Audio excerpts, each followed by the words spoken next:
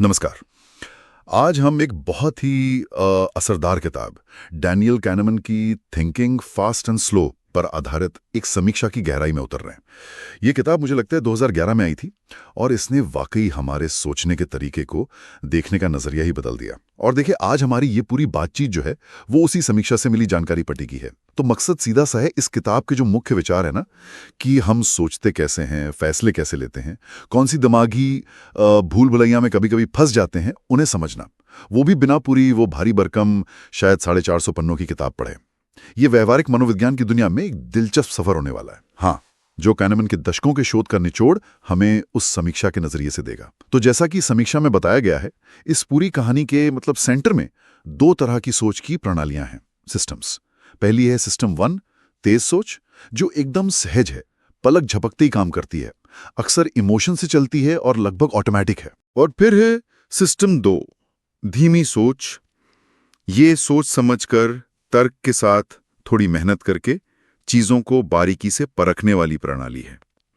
तो चलिए समीक्षा के आधार पर इन दोनों को थोड़ा और खोलते हैं। सिस्टम 1 ये रोजमर्रा में कैसे काम करता है? समीक्षा इस बात पर काफी जोर देती है कि सिस्टम 1 हमारी जिंदगी का वो हिस्सा है जो पर्दे के पीछे लगातार काम कर रहा है।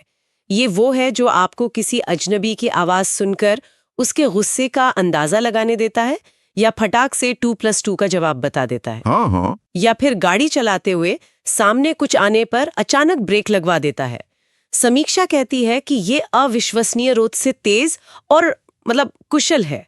हमारी ज्यादातर जिंदगी यही चलाता है असल में। लेकिन इसी तेजी में कुछ गड़बड़ भी है ना?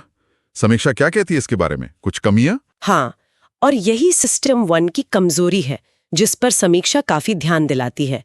क्योंकि ये इतना तेज और सहज है, ये अक्सर शॉर्टकट लेता है, अनुमानों पर चलता है, और यहीं पर गलतियों और पूर्वाग्रहों यानी बायसेस के लिए दरवाजा खुल जाता है। अच्छा, ये चीजों को आसान बनाता है, पर कई बार गलत तरीके से। इसे आप एक तरह का ऑटो पायलट समझ सकती हैं, जो कभी कभी रास्ता भटक सकता है। और सिस्टम 2 फिर कहाँ आता है? उसकी क्या भूमिका है? सिस्टम 2 वो है जिसे हम आम तौर पे सोचना कहते हैं। समीक्षा के मुताबिक ये तब एक्टिव होता है जब हमें ध्यान लगाना पड़ता है, जब कोई मुश्किल काम करना होता है, जैसे कोई कॉम्प्लेक्स गणित का सवाल हल करना। हाँ। या किसी रेस्टोरेंट के मेन्यू में से ध्यान से कुछ चुनना, या फिर 2 अलग अलग जॉब ऑफर्स के फायदे नुकसान तौलना। ये ज्यादा लॉजिकल है, ज्यादा व्यवस्थित है, और इसमें गलतियों की संभावना कम होती है। लेकिन इसमें मेहनत लगती है। ये बात है। बिल्कुल, और यही इसकी सीमा है, जैसा समीक्षा उजागर करती है। सिस्टम 2 कह सकते हैं थोड़ा आलसी है। इसे चलाने में दिमागी ऊर्जा खर्च होती है, मेंटल एफर्ट लगता है।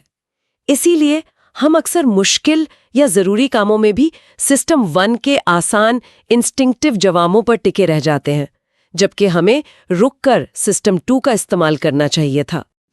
और समीक्षा में एक बड़ी दिलचस्प बात कही गई है। विडंबना देखिए, खुद इस किताब को, जो हमें सिस्टम 1 और 2 के बारे में सिखाती है, उसे समझने और उसके तर्कों को आत्मसात करने के लिए पाठक को अपने सिस्टम 2 को पूरी तरह काम पर लगाना पड़ता है। ये कोई हल्की फुल्की रीडिंग नहीं है, इसे वाकई ध्यान और एकाग्रता चाहिए। अरे वाह, ये तो सचमुच में मेटा लेवल की बात हो गई।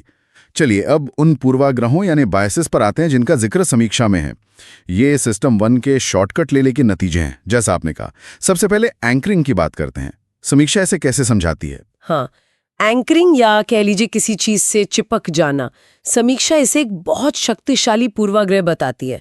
इसका मतलब यह है कि हमें मिली पहली जानकारी, चाहे वो कोई नंबर हो, कोई फैक्ट हो या कोई सुझाव, वो हमारे दिमाग में एक लंगर, एक एंकर डाल देती है। अच्छा। और हमारे बाद के सारे फैसले, सारे अनुमान उसी लंगर के आसपास घूमते हैं, भले ही वो पहली जानकारी पूरी तरह अप्रासंगिक, इररेलेवेंट ही क्यों न हो। इसका कोई उदाहरण जो समीक्षा देती हो? मोल भाव वाला उदाहरण तो काफी आम है मेरे ख्याल से। हाँ, मोल भाव वाला उदाहरण तो क्लासिक है, लेकिन समीक्षा इसे और आगे ले जाती है। सोचिए, अगर किसी चैरिटी के अपील लेटर में पहले से ही कुछ दान के विकल्प दिए हों, मान लीजिए 100 रुपए, 500 रुपए, 1000 रुपए, 5000 रुपए, तो ज्यादातर लोग इन्हीं में से कोई रकम चुनते हैं या इसके आसपास। हाँ, होता है ऐसा। वो शुरुआती सुझाव एक एंकर बन जाता है। समीक्षा ये भी बताती है कि ये चीज जजों के फैसलों तक को प्रभावित कर सकती है। जैसे किसी केस में प्रोसिक्यूशन द्वारा सुझाई गई सजा की अवधि जज के अंतिम निर्णय पर असर डाल सकती है। ये दिखाता है कि ये सिर्फ बाजार तक सीमित नहीं है, बल्कि कितने महत्वपूर्ण फैसलों में भी घुसपैठ कर सकता है। बाप रे, ये तो वाकई सोचने वाली बात है। अगला पूर्वाग्रह है उपलब्धता अनुमानी, यानी अवेलेबिलिटी ह्यूरिस्टिक। समीक्षा इसके बारे में क्या कहती है? इसका मतलब क्या है ठीक? उपलब्धता अनुमानी, इसका सीधा सा मतलब है कि जो चीज हमारे दिमाग में आसानी से आ जाती है, हम उसकी संभावना या उसके महत्व को बढ़ा चढ़ा कर आंकते हैं। समीक्षा बताती है कि ऐसा इसलिए होता है क्योंकि या तो वो घटना हाल ही में हुई है, या बहुत नाटकीय थी, या फिर मीडिया ने उसे खूब उछाला है। हवाई जहाज दुर्घटना वाला उदाहरण आपने पहले दिया था, वो शायद इसी से जुड़ा है। हाँ, वो समीक्षा का एक प्रमुख उदाहरण है। प्लेन क्रैश की खबरें बहुत डरावनी और यादगार होती हैं, इसलिए हमें लगता है कि हवाई यात्रा बहुत खतरनाक है, जबकि आंकड़े देखें तो कार से सफर करना कहीं ज्यादा जोखिम भरा है। सही बात है। लेकिन कार दुर्घटनाएं इतनी आम है कि वो खबर नहीं बनती और हमारे दिमाग में उतनी आसानी से उपलब्ध नहीं होती। समीक्षा कहती है कि ये पूर्वाग्रह हमारे रिस्क के आकलन को बुरी तरह बिगाड़ सकता है, चाहे वो स्वास्थ्य संबंधी फैसले हों या निवेश संबंधी। हम उन चीजों से ज्यादा डरते हैं जो आसानी से याद आती हैं, न कि उन चीजों से जो वास्तव में ज्यादा खतरनाक हैं। और फिर आता है हानि से बचना, यानी लॉस अवर्जन। ये सुनने में तो सीधा लगता है, पर समीक्षा इसके बारे में क्या खास बताती है? कुछ अलग पहलू? हानि से बचना कानमन के काम का एक, कह सकती हूँ, केंद्रीय स्तंभ है, और समीक्षा इसे बहुत महत्व देती है। सीधी बात यह है कि नुकसान का भावनात्मक असर उसी मात्रा के फायदे के असर से कहीं ज्यादा होता है। समीक्षा कानमन के शोध का हवाला देते हुए कहती है कि यह असर लगभग 2 गुना हो सकता है। 2 गुना? ये तो बहुत ज्यादा है। इसका मतलब क्या हुआ हमारे फैसलों के लिए, हमारी डिसीजन मेकिंग पर क्या असर पड़ता है? इसका मतलब बहुत गहरा है, जैसा समीक्षा बताती है। क्योंकि हम नुकसान से इतना डरते हैं, हम अक्सर ऐसे फैसले लेते हैं जो पूरी तरह तर्कसंगत नहीं होते। हम फायदे के लिए सुरक्षित दाव खेलना पसंद करते हैं, जैसे पक्का 500 रुपए लेना 50% चांस पर 1000 लेने से बेहतर लगता है। हाँ, ये तो होता है। लेकिन नुकसान से बचने के लिए हम बड़ा जोखिम उठाने को तैयार हो जाते हैं, जैसे पक्का 500 रुपए गंवाने के बजाय 50% चांस पर 1000 रुपए गंवाने का जुआ खेलना। ये हमें स्टेटस को, यानी यथास्थिति बनाए रखने की ओर भी धकेलता है, क्योंकि बदलाव में नुकसान का डर फायदे की उम्मीद पर हावी हो जाता है। समीक्षा के अनुसार ये निवेशकों के व्यवहार से लेकर रोजमर्रा की खरीदारी तक हर चीज को प्रभावित करता है। तो इन पूर्वाग्रहों को जानना, क्या ये काफी है इनसे बचने के लिए, या ये बस जानकारी है? समीक्षा इस पर कुछ कहती है? देखिए, समीक्षा इस मामले में काफी यथार्थवादी है। वो कहती है कि इन पूर्वाग्रहों के बारे में जानना निश्चित रूप से पहला और सबसे महत्वपूर्ण कदम है। ये हमें थोड़ा रुककर सोचने, अपने पहले रिएक्शन पर सवाल उठाने के लिए प्रेरित कर सकता है। लेकिन समीक्षा ये भी मानती है कि सिस्टम 1 इतना शक्तिशाली और ऑटोमेटिक है कि इन पूर्वाग्रहों से पूरी तरह बचना लगभग असंभव है। ये हमारे सोचने के तरीके में गहरे बसे हुए हैं। तो जागरूकता मदद करती है, लेकिन ये कोई जादू की छड़ी नहीं है। हमें लगातार सचेत प्रयास करना पड़ता है, खासकर जब फैसले महत्वपूर्ण हों।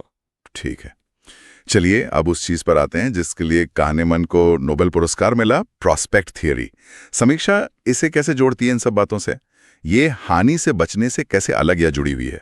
प्रॉस्पेक्ट थियरी असल में हानि से बचने के विचार को एक औपचारिक, एक फॉर्मल मॉडल में ढालती है और उसे विस्तार देती है।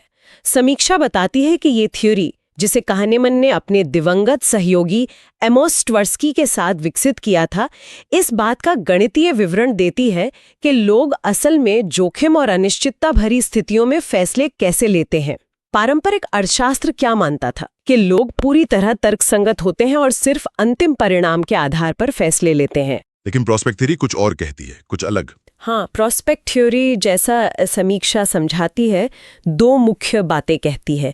पहली, लोग फायदे और नुकसान को निरपेक्ष रूप में नहीं, बल्कि एक संदर्भ बिंदु, एक रेफरेंस पॉइंट, आमतौर पर उनकी वर्तमान स्थिति के सापेक्ष देखते हैं। मतलब रिलेटिव देखते हैं। अच्छा, दूसरी, जैसा हमने हानि से बचने में देखा, नुकसान का वजन फायदे से ज्यादा होता है, लॉस अवर्जन।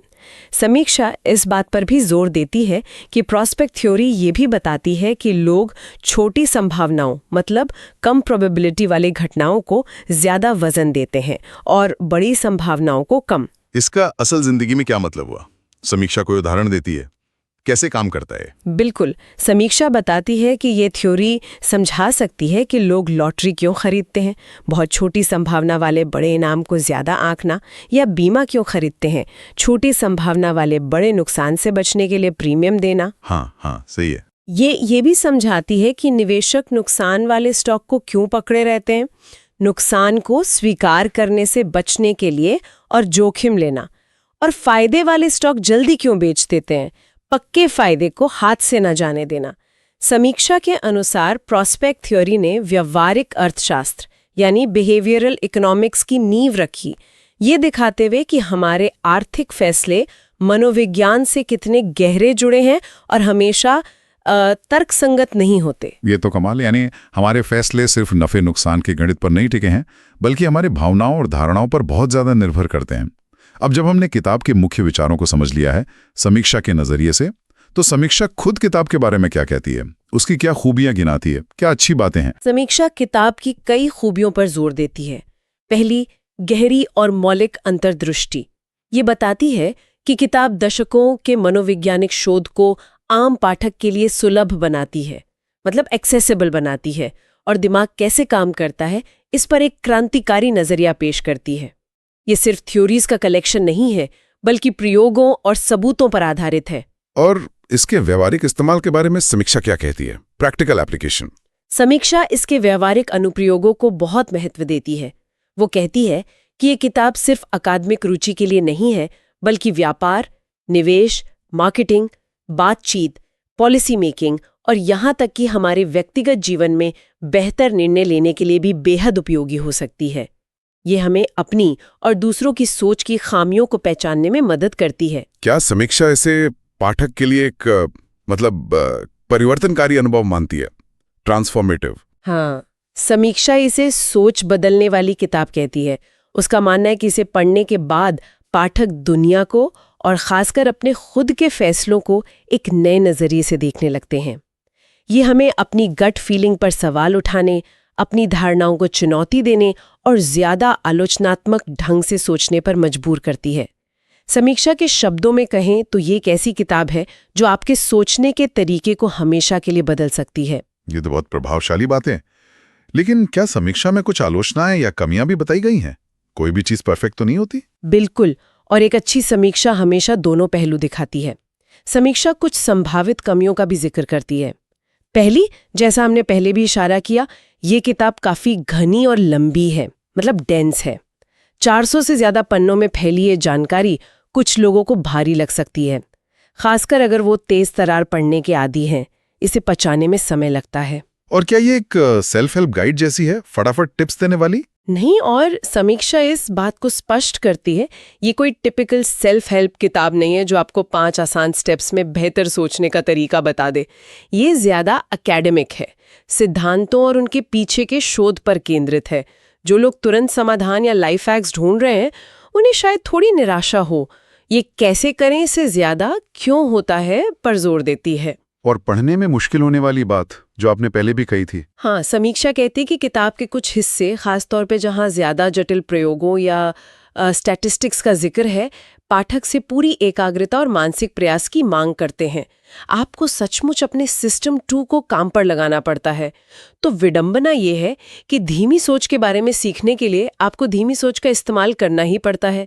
ये कोई हल्की फुल्की बेडसाइड रीडिंग नहीं है। समझा। तो कुल मिलाकर समीक्षा के हिसाब से ये किताब किन लोगों के लिए सबसे ज्यादा फायदेमंद है?